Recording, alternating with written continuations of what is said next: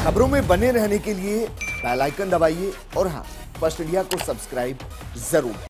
उस फैसले की जिसके बाद एक तरफ विरोध और दूसरी तरफ खुशियां हैं, क्योंकि मुख्यमंत्री अशोक गहलोत ने राजस्थान के अंदर जिलों की संख्या बढ़ाकर 50 कर दी है।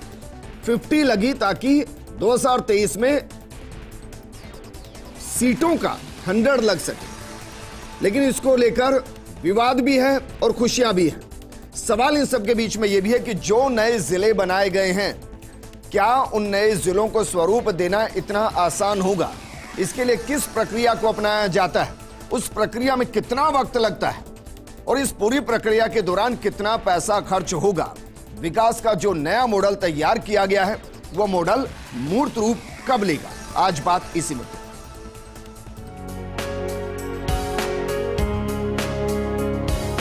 प्रदेश में नए जिले बनाने की घोषणा करता हूं। 19 नए जिले बनाने के कारण प्रदेश में कुल 50 जिले हो जाएंगे। हमारे माननीय सदस्य मुझसे मांगते मांगते थक जाएंगे, मैं देते नहीं थकूंगा।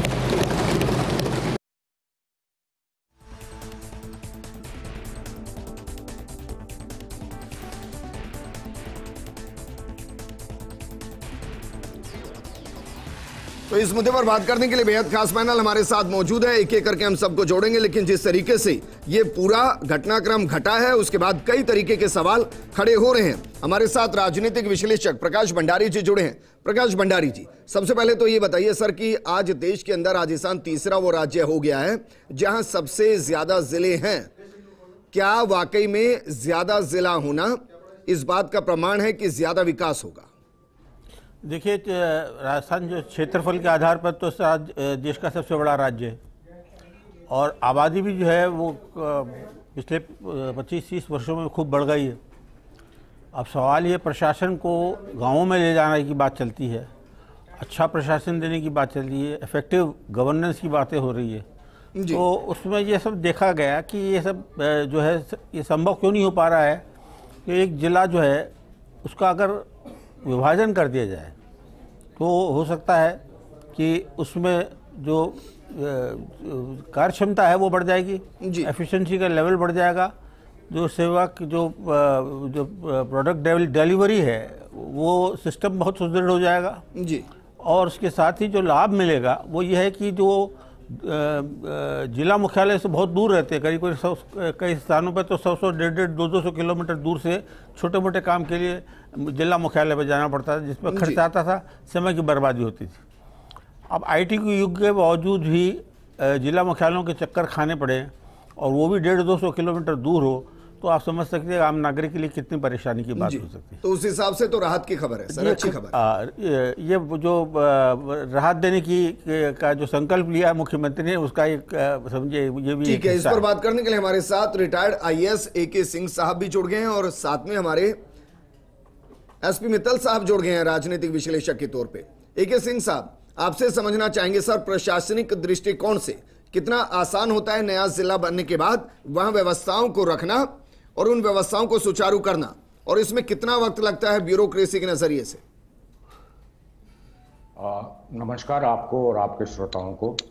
जी सर, नमस्कार। देखिए, अगर आप प्रशासन के स्तर को देखेंगे, लेवल्स को देखेंगे पूरे राज्य में, तो 5 स्तर पे प्रशासन है। डिवीजन, जिसे संभाग बोलते हैं, उसके बाद डिस्ट्रिक्ट है, जिला है, उसके बाद पंचायत समिति है, तहसील है। पंचायत समिति तो डेवलपमेंट एडमिनिस्ट्रेशन का पार्ट हो गया और तहसील हो गई रेवेन्यू एडमिनिस्ट्रेशन की, तो ये तीसरा स्तर है। चौथा स्तर होता है पंचायत का और रेवेन्यू में ILRs का, और जो लास्ट 5वां स्तर है वो होता है ग्राम सेवक और पटवारी वगैरह के। ठीक है सर।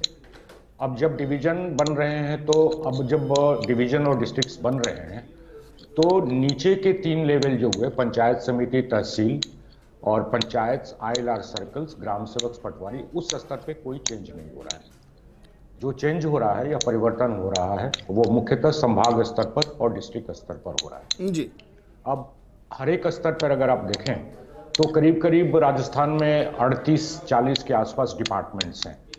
तो इन डिपार्टमेंट्स का ऑफिस जो है एक डिवीजन लेवल पे होगा और दूसरा जो होगा डिस्ट्रिक्ट लेवल पे होगा। तो एडिशनल खर्चा जो होने वाला है, यहाँ जो ऑफिसर सबऑर्डिनेट स्टाफ वगैरह लगेंगे उन पे, जो इंफ्रास्ट्रक्चर क्रिएट करना होगा उस पे, और तीसरा जो सर्विसेज प्रोवाइड करने के लिए चीज़ें होती हैं जैसे कि गाड़ी वगैरह हुई वगैरह वगैरह, तो ये 3 तो मुख्य इसके खर्चे होंगे। जहाँ तक आप बताते हैं कि एफिशिएंसी की बात है, नीचे के जो मुख्य स्तर हैं, 3 स्तर जो मैंने बताए, अधिकांश काम उसी लेवल पे होते हैं लोगों के, पंचायत समिति के स्तर पे, तहसील लेवल के स्तर पे, तो उस पे तो आप देख रहे हैं कि किसी प्रकार का परिवर्तन नहीं हो रहा है। डिवीजन लेवल पे और डिस्ट्रिक्ट लेवल पे जो परिवर्तन नए बन रहे हैं, उससे एक फायदा जरूर होगा, एक फायदा कि उससे बेटर मॉनिटरिंग हो जाएगी। जैसे कि अभी प्रकाश भंडारी जी ने कहा था कि एफिशिएंसी आएगी। एफिशिएंसी कैसे आएगी? यही कारण है कि अब क्या होगा कि इससे एक बेटर मॉनिटरिंग हो सकती है। लेकिन जो दूसरी बात आपने कही थी कि क्या एक ये पॉलिटिकल या राजनीतिक फायदे और घाटे की बात है, तो मेरे हिसाब से इस तरह का कोई भी डायरेक्ट कोरिलेशनशिप नए जिले बनाने में और उसका जो इलेक्टोरल गेन है उसमें कोई डायरेक्ट कोरिलेशनशिप नहीं है। इसका मैं एक उदाहरण देना चाहूँगा। 2012 में यूपी में श्रीमती माननीय मायावती जी ने कई जिले बनाए भी थे और कई जिलों की उन्होंने घोषणा भी की थी बनाने के लिए। अंततः वो 2012 में हार गई थी। ठीक है तो सर, हमने आज पॉलिटिकली किसी को इंट्रोड्यूस प्रोग्राम में किया ही नहीं, वरना हो सकता है कि कांग्रेस के विधायक या नेता कोई होते तो शायद उनको आपकी बात अच्छी नहीं लग रही होती और कहते कि ऐसा नहीं है। हमारे साथ रिटायर्ड आईएएस जगरूप यादव जी भी जुड़ गए हैं, जयपुर कलेक्टर रहे हैं।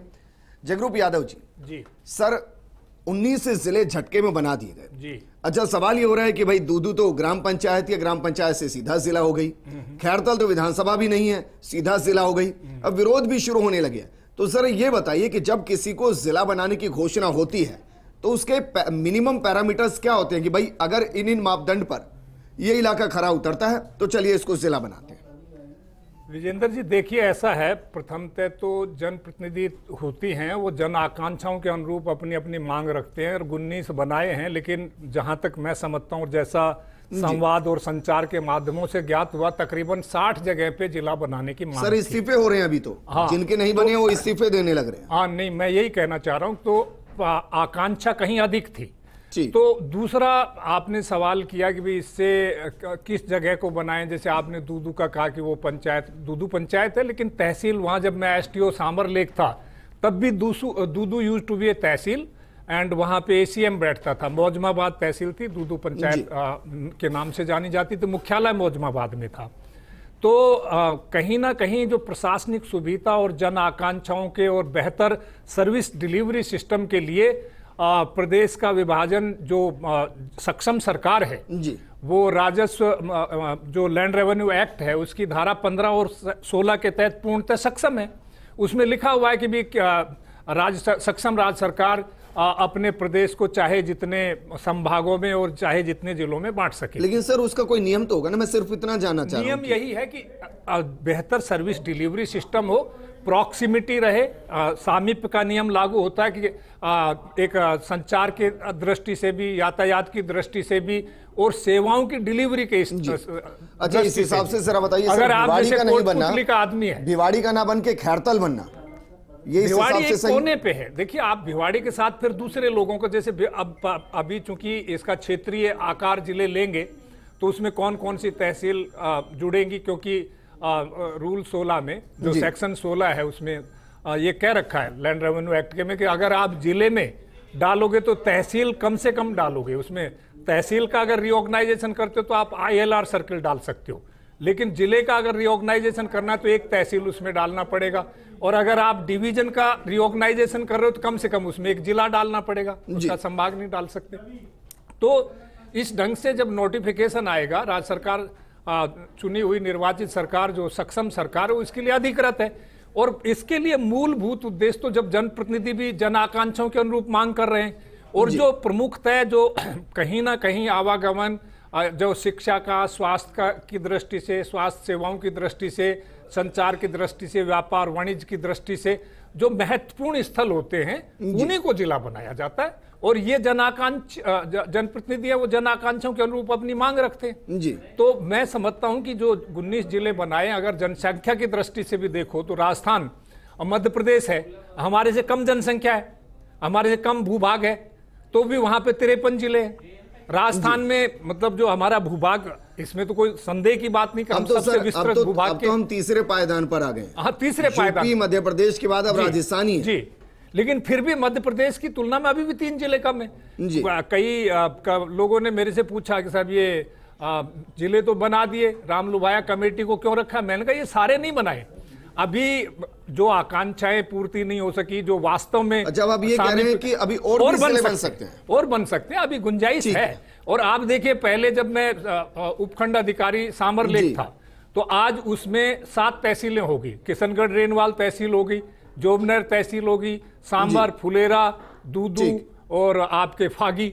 अब उनको क्रम से जब वहां पे तहसीलदार बैठते थे, उपखंड अधिकारी बैठने लगे, उनको सब तहसील को तहसीलों का दर्जा दिया। तो ये एक अनवरत प्रक्रिया है। ठीक है, और मैं समझता हूं इससे जन आकांक्षाओं की पूर्ति होती है और ये स्वागत योग्य। ठीक है एसपी मित्तल साहब, मैं इसको राजनीतिक दृष्टिकोण से आपसे समझना चाहूंगा, क्योंकि कांग्रेस कह रही है कि ये मास्टर स्ट्रोक है और वाकई में जो लंबे वक्त से नहीं हुआ वो करके भी दिखाया गया है, लेकिन इसके साथ साथ इस्तीफे भी होने शुरू हो रहे हैं सर।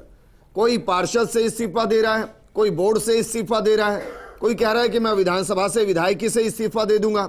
चुनावी साल में अक्सर ऐसा होता है, क्योंकि भाई वोट लेना तो जनता से है, तो दिखाना पड़ेगा कि हम जनता के साथ हैं। क्या इसका नुकसान भी हो सकता है कुछ इलाकों में? और इसलिए राम लुभाया कमेटी के 6 महीने के एक्सटेंशन दिए गए कि अगर कहीं से ज्यादा आक्रोश आएगा तो उस कमेटी के आधार पर 1-2 जिले और ऐड कर दिए जाएंगे। ये आपने सही कारण बताया विजेंद्र जी।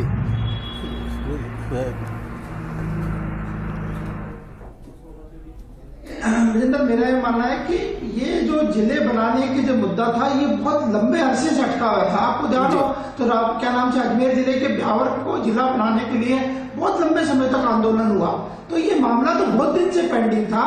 लेकिन अब मेरा ये मानना है कि क्या अशोक गहलोत साहब ने एक राजनीतिक इच्छा शक्ति के तहत एक साथ 19 जिलों को बना दिए गए। ये बात सही है कि जब ये इनके जिले बनाने की प्रक्रिया चल रही तब कहा था कि 7 और 8 ही बनाए जा सकते हैं, ज्यादा नहीं बनाए सकते। मुख्यमंत्री को खुद इस बात का संदेह था कि यदि 7-8 बने तो बाकी जगह विद्रोह होगा, दिक्कत आएगी।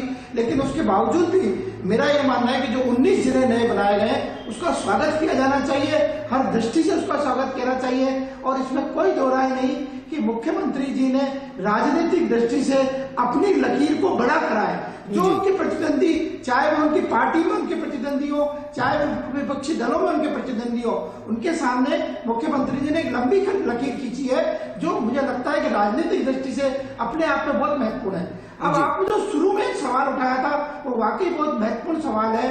अब आप देखिए, राजस्थान में 200 विधानसभा क्षेत्र है और ये क्या नाम से 50 जिले बना दिए, तो उस तरह हम ये मान सकते हैं कि एक जिले के अंदर 4 विधानसभा क्षेत्र आएंगे। यहां तक तो चलो ठीक हो जाएगा, लेकिन अभी जब ये नए जिले जो घोषित किए गए हैं, इनका जब सीमांकन होगा कि इनमें आसपास के जो जैसे अजमेर के अंदर ब्यावर उपखंड है, किसी केकड़ी उपखंड है, उसको जो बनाया गया है, उस उपखंड के अंदर आसपास के कौन कौन से उपखंड आएंगे, उनके अंदर कौन कौन से रेवेन्यू विलेज आएंगे, ये जब होगा तो मुझे लगता है कि बहुत चुनौतीपूर्ण काम होगा। आप मान के चलिए ऐसे बहुत सारे विधानसभा क्षेत्र होंगे, ऐसे बहुत सारे विधायक होंगे जो ये नहीं चाहेंगे कि नए जिले के अंदर क्या नाम से उनका गठन हो। उनको अभी इस बात का पता है कि जो नया जिला बना है उसके इंफ्रास्ट्रक्चर के लिए भी बहुत सारा समय लगेगा। आपको वहां एक नया भवन लेना पड़ेगा। यदि पुराना भवन होगा तो उसमें कलेक्टर एसपी बैठ पाएंगे नहीं बैठ पाएंगे, पूरी फोर्स लग पाएगी नहीं लग पाएगी। ऐसी स्थिति में बहुत सारे विधायक ये चाहेंगे कि जो पुराना जो सिस्टम है, जो पुराना जो जिला मुख्यालय, उसी से वो लोग जुड़े रहे। ये बात सही है कि ऐसे बहुत सारे क्या नाम से इलाके रहे जो 150 किलोमीटर जिला मुख्यालय से हैं, तो उनको यदि मान लो जिला मुख्यालय पास में बनता है तो उससे लाभ होगा, इसमें कोई दो नहीं। ठीक है सर, लेकिन हम तो मानकर चल सकते हैं कि टेम्पररी अगर किराए के भवन में भी ये सारी व्यवस्थाएं चलती हैं, क्योंकि कई तरीके की व्यवस्थाएं अभी भी राजस्थान में किराए के भवन में चल रही हैं, तो ये भी चल जाएं कुछ दिन के लिए, क्योंकि मामला तो व्यवस्थाओं से जुड़ा है। प्रकाश भंडारी जी, सर यही मूल सवाल है और ये जनता भी पूछ रही है कि भाई घोषणा हो गई, नोटिफिकेशन से लेकर और इलाकों के नॉमिनेशन तक ये कितना वक्त लगता है उस पूरी व्यवस्था को दुरुस्त होने में, जिसके बाद कहा जाए कि हाँ ये पूरा जिला बन गया, व्यवस्थाएं दुरुस्त हो गई, जिले के तौर पर काम करना शुरू हो गया। देखिए, सरकारी व्यवस्था के अंदर तो ये होता है, पहले तो नोटिफिकेशन होता है। जगबीर सिंह ज़्यादा समझते हैं, कलेक्टर रह चुके हैं जयपुर के। इसमें जो ऐसा होती है कि लेकिन क्या है कि आप सिर्फ ने नोटिफिकेशन जारी किया, नोटिफिकेशन जारी के बारे में एक सबसे बड़ी बात जो आती है वो जन सुनवाई की होती है, जिनके लिए आप जिला बना रहे हैं, मांगी जाती जी आपत्तियां मानी जानी चाहिए। जो प्रक्रिया के जरूर है कि नहीं, ये तो कहा नहीं जा सकता, मैं नहीं कह सकता। लेकिन जब जिले का नए जिले की रचना बन रही हो, तब उसको ये जरूर है कि उसकी जन सुनवाई का हिसाब किताब कुछ रखना चाहिए, ताकि लोगों की एक मैं आपको छोटा सा उदाहरण दूंगा। डूंगरगढ़ है जो कभी बीकानेर के अंदर हुआ करता था, फिर उसको चूरू में जिले में ट्रांसफर कर दिया गया था। वहाँ जन आक्रोश ऐसा बहुत लंबे समय तक वहाँ पर जन आंदोलन हुआ और ये पाया गया कि जो प्रक्रिया को अपनाई गई है, डूंगरगढ़ को जो है चूरू में डाल करके और बीकानेर से जो अलग किया गया वो बिल्कुल गलत था जी। गलत क्यों था? क्योंकि जो ज़रूरतें थी लोगों की, वो बीकानेर जो है 40-50 किलोमीटर दूर था, जबकि वो चूरू पड़ता था 100 किलोमीटर दूर। और दूसरा उससे कई काम जो है बीकानेर से जुड़े हुए होते थे जी। और बरसों से था, जब राजशाही के ज़माने से डूंगरगढ़ उसी का भाग हुआ करता था। तो लोगों को जब ये तो वहाँ जन आक्रोश क्या होता है, तहसील को आप दूसरे जिले में अगर आप ये कह रहे हैं कि सुनवाई होनी चाहिए भाई, जिन भी नए जिलों को बनाया जा रहा है उन जिलों के अंदर जिनको भी डाला जा रहा है वो खुश है या नहीं है, उनको सुना जाना चाहिए। वक्त कितना लगता है सर इंफ्रास्ट्रक्चर को डेवलप करने में? मिनिमम टाइम कितना लगेगा प्रकाश जी? ये तो कहना बड़ा मुश्किल है, क्योंकि सरकार के क्या कैसा संकल्प है जी। सीके मैथ्यू साहब चीफ सेक्रेटरी है, उनको जो मैंने इस बात की सूचना दी 19 जिले के लिए, तो बोले जिले तो बढ़ने चाहिए थे, लेकिन एक साथ 19 बढ़ना थोड़ा सा उन्हें अटपटा लगा।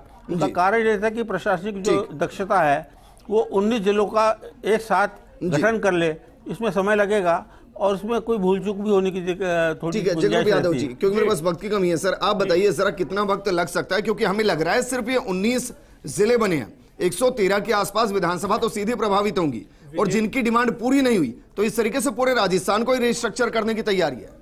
विजेंद्र जी, निश्चित रूप से जब जिले बने हैं और जिन जिन अंचलों में क्षेत्रों में बने, तो ये रिस्ट्रक्चरिंग जो कानून के प्रावधान है उनके तहत होगा। आदरणीय ने जैसा मैं कहा कि जैसे सुनवाई, तो मैं समझता हूं कि जो राम लुभाया कमेटी थी उसने ये कार्य किया है, क्योंकि प्रस्ताव उसके साथ लंबाए मान रहे हैं, उनकी क्या संस्तुति है, फिर क्या पॉलिटिकल एग्जिजेंसी होती है, क्या सामाजिक आवश्यकता होती है, क्या स्वास्थ्य और शिक्षा की दृष्टि से कौन से भौगोलिक और प्रॉक्सिमिटी सामीप्य क्या है, और उनमें आपस में सामंजस्य कितना हो पाएगा। ये चीजें तो आशा प्रत्याशा और आकांक्षाओं का कहीं ना कहीं अंतराल और मांग में अंतर रहता है।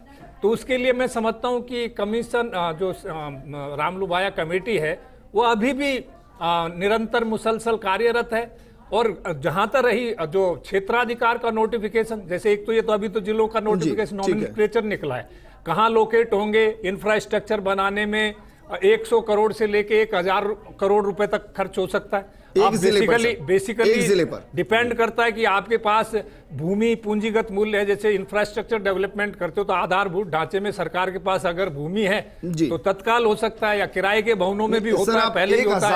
1000 करोड़ एक जिले की बात कर रहे हैं? हाँ, एक जिले में 100 से लेके डिपेंड करता है कि सरकार के पास इंफ्रास्ट्रक्चर क्या है, वहां की बाकी चीजें क्या, कितना है। अगर भूमि है, उपलब्ध है और भवन उपलब्ध है तो वहां पे भी तत्काल करा जा सकता है, क्योंकि जितने भी नजूल प्रॉपर्टी है वो राज्य सरकार के क्षेत्र। अच्छा, आपको क्या लगता है सर, क्योंकि वक्त की कमी, नोटिफिकेशन कब तक जारी हो जाएगा?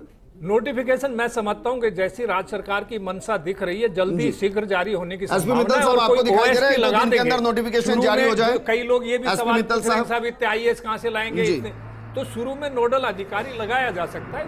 नोडल अधिकारी जैसे अतिरिक्त प्रभार भी दिया जा सकता है। जगबीर सिंह जी को याद होगा कि डोसा बना था, वरिष्ठ आरएस अफसर है, उनको भी कलेक्टर लगाया गया। ठीक है, एसपी मित्तल साहब, आपको लग रहा है विधानसभा का सत्र खत्म होने के बाद नोटिफिकेशन आएगा या बीच में ही आ जाएगा?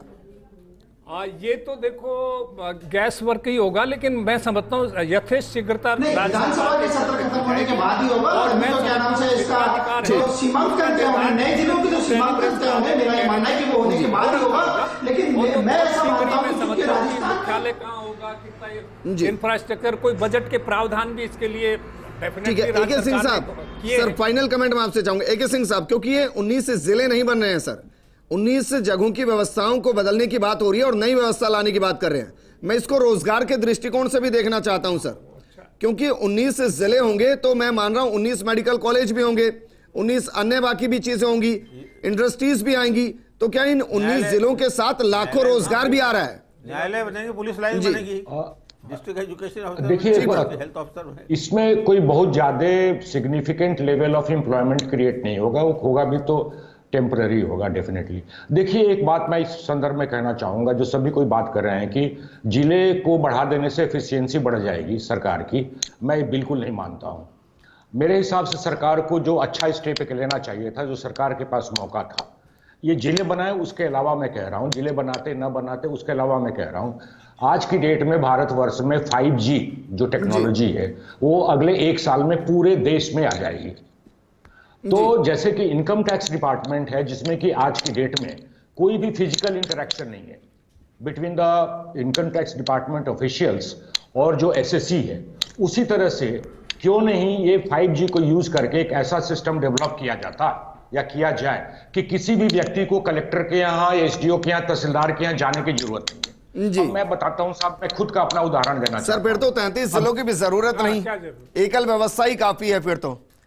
बहुत शुक्रिया सर हमारे साथ जुड़ने के लिए। एसपी मित्तल जी आपका भी शुक्रिया, जगरूप यादव जी आपका भी शुक्रिया, प्रकाश भंडारी जी आपका भी शुक्रिया हमारे साथ जुड़ने के लिए। नए जिले बने हैं, नई व्यवस्थाएं होंगी, नई व्यवस्थाओं के साथ नए नवाचार होंगे। उस दौरान कुछ को परेशानी होगी तो कुछ खुश होंगे, क्योंकि परिवर्तन हमेशा किसी को परेशान करता है, किसी को खुश करता है। लेकिन जिस तरीके की तस्वीर विधानसभा में नजर आई थी, विपक्ष के नेता भी खुश नजर आए। नमस्कार। मैं दीदी नहीं सकूंगा।